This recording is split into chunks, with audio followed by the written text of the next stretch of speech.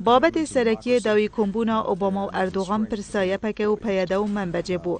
اردوغان دوباره داخل اوباما کریوی باجرکی را دستی سوپای آزاد بکنو دورکا دجا فرین نوبرا کوبانه و افرین بهدت درست کرن.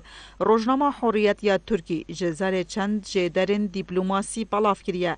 بابت سرکی دیالوگا نوبرا اوباما و اردوغان پرسا و گراندنا فتح الله گلن بو ترکیه و پرسا سوریه و پیاده و یپکه بویه. پشتی کمبونه باراک اوباما سروکی امریکا آماده یا اداره خون نیشادایه بو کارکرنه لگل ترکیه داکو پشراز بن جوه چنده.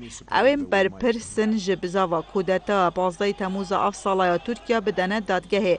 لگور جدرن دیپلماسی اردوغان به اوباما گوتیه جاوره نج امریکا و هفپیمان ترکیه گود بابت وکشان یپک و پیاده برف روشالات فرات رشد بنو خدام بریار بیتن بدیه اداره امریکا پیوندین خولگل پیاده و یپک قد بکتن. ده برسف دا اوباما گوتیه یپک و پیاده برف روشالات فرات ده وکشنو شان ده امریکا پیرا گهاندیه گو اندامن یپک و پیاده لمن بجه نماینه بتنه اوین لویر ماین یکینه عربن سر به هزین سوریا دموکراتن.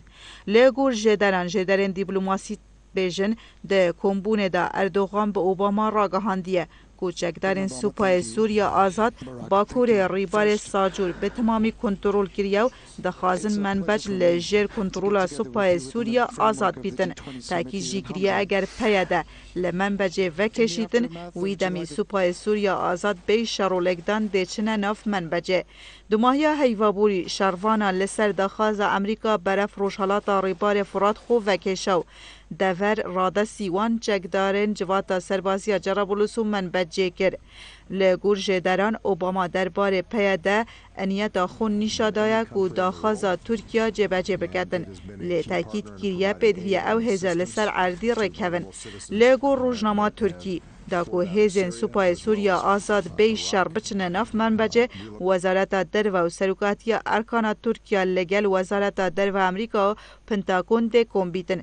پشتی دومای هاتنا گوپیت کا G20 لچین اردوغان ده کنگره که روزنامه‌وانی دا راگهان دا خارج ولادیمیر پوتین سروک روسیا و باراک اوباما سروک امریکا کریه کو دور نوبرا جرابولوس و عزاز کو جداش هات یا پاقش کرن یان جلای وان هزین سوپای سوریا آزاد کو جلای ترکیه پرورده و پرچک کرینه بهنه پریوه برن یان ببیته دور که دجا فرینه و دور امنیه پارستی جلای هزین اف پیمانه بهتا پاراستن. اردوغان تأکید کریه پاقشکرنا با کور سوریا جه تروریستین داعش با رکفتن لگر روسیا و امریکا بویه.